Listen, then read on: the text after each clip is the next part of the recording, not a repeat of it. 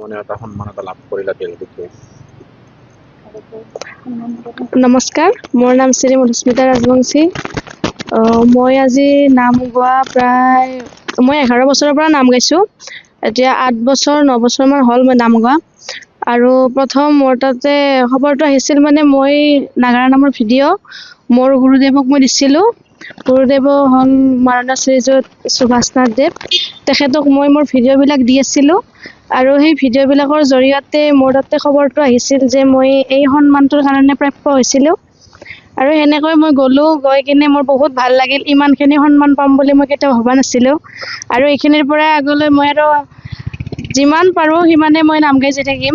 যেতিয়ালৈ পাৰোঁ মই নাম গাই থাকিম। মই এই নামটো কেতিয়াও নেৰোঁ। নাগাৰা নাম মোৰ প্ৰাণ। এই নাম মই কেতিয়াও নেৰোঁ। মই সদায় নাম গাই থাকিম। সেয়ে আচলতে খবৰটো কেনেদৰে লাভ কৰিলা? চিঠি আহিছিল মোৰ তাতে, আৰু দিল্লীৰ পৰা চিঠি আহিছিল। সেই চিঠিখন অহাৰ পিছতে গম পালোঁ যে মই এইটো পাইছিলোঁ। এই বঁটাটো পোৱাৰ কাৰণে মই সক্ষম হৈছিলোঁ। তেতিয়াই বঁটাটো কি গৈছিলোঁ। দিয়া হৈছে? বঁটাটোৰ লগত চাৰ্টিফিকেট দিব আৰু চাৰ্টিফিকেটকেইখন বৰ্তমান অহা নাই, আহিব।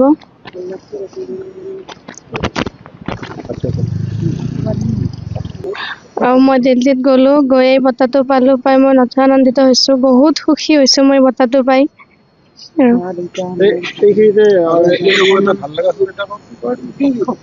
নাগাৰা নামৰ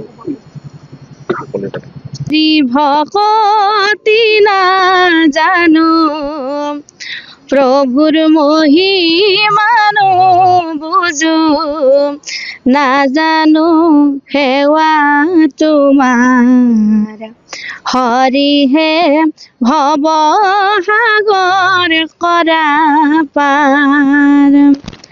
আমি মূঢ়মতি হৰিহে, নাজানো ভকতি হৰিহে, নিজ গুণে তুষ্ট হৈবা হৰিহে,